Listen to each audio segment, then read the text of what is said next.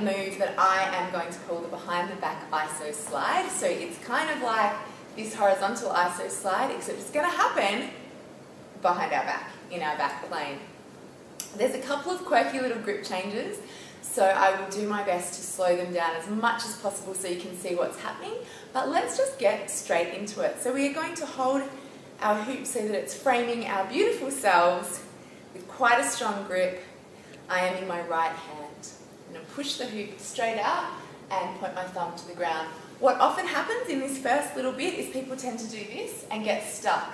The reason that you'll be getting stuck, if that's happening for you, is that you're not loosening your grip enough to let the hoop slide into place. So there is this kind of loosening moment so that the hoop can get to where you're wanting it to be. So if you're stuck here, just loosen your grip for a second and re-grab, and then you'll be in this perfectly aligned position.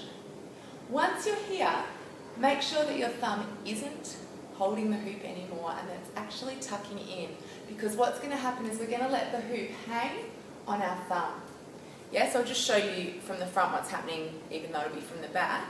We're going to be holding the hoop and it's going to actually end up hanging on our thumb before our hand comes in to grab it. All of this will happen behind our back. I'm just showing you so you can see. So it'll be on our thumb, and our pinky is going to come down, our index finger is going to point away, and then we're going to scoop up so that it's on the palm of our hand. From this position, our thumb's going to come to the inside of the hoop so we can hang the hoop on it. As we slide behind, this is where the grip change happens. So this is where my palm is going to slide on in and re-grip the hoop in a palm up grip. From here, I'm going to slide the hoop down a little bit and sort of reposition my hand so that I can get this levering motion going over here. So we're going to lever it up, over and around.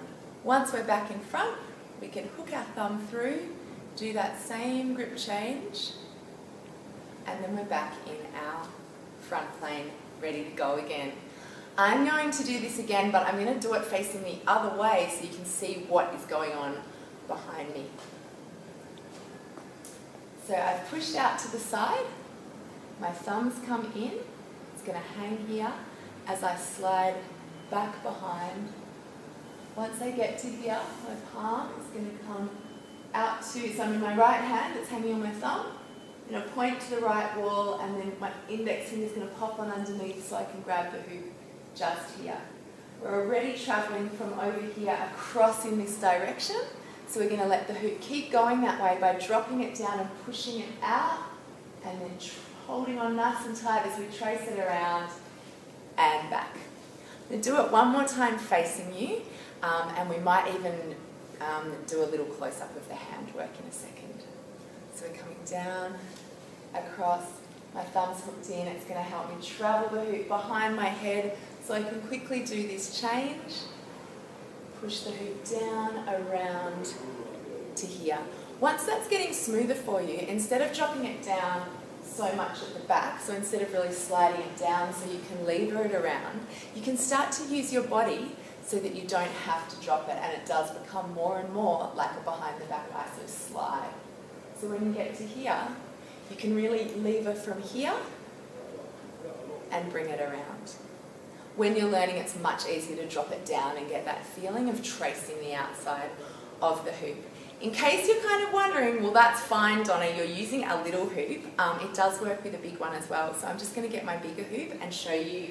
We push across, our thumb comes in, we slide behind as we do a little grip change so that our palm is now facing up. We push from our pinky side on that outside bit of our, the fleshy bit of our hand. We push around and in. And at this point, you could either stay in your outside grip or change to your inside grip. Okay, so now let's have a look at some close-ups of exactly what on earth is going on with this grippy, changey, handy thing. So we're here, and when we push out to here, usually most people, me included, have our thumb down here to stabilise. So we're going to hook our thumb in. Note how I'm touching my index finger. When I drop the hoop to go behind me, my thumb's going to point also behind me. So it's hanging here. I'm just going to stabilise with this hand so you can see what's happening. I'm going to shoot my fingers to the sky, out to the side, so to the outside body, and then my index finger's going to come in and under so that I can grab just here. Once that's happened, I'm going to use the fleshy part of my hand to push, sort of push the hoop up. I'm going to re-grip. Notice my thumb is now back on to help me stabilise, and I'm going to trace around using my arm the outside of the hoop to get back to here. Once I'm here, I do the same grip change that I did behind my head, where my thumb comes in and I rotate around. I'm just going to do that one more time. Comes around, pointing to the outside body, index finger, pinky, grip. Hopefully that helped. So just because it kind of feels a bit fancier with a bright green hoop, let's do it one more time with a little one as well. So push out, hook our thumb in, slide behind, grip it, rotate around, and boom. That is our behind the back ISO slide. If you got it, if you liked it, please share it. If there's any bits you're struggling with, feel free to comment. I promise I'll write back and help you out. You can find me on Facebook at HoopSparks, or on the interwebs at hoopsparks.com, where you can sign up for the Sparkle Blast e-news, get lots of these videos delivered to your inbox every couple of weeks, and lots of other hoopy ramblings by me. So, happy hooping! Bye for now.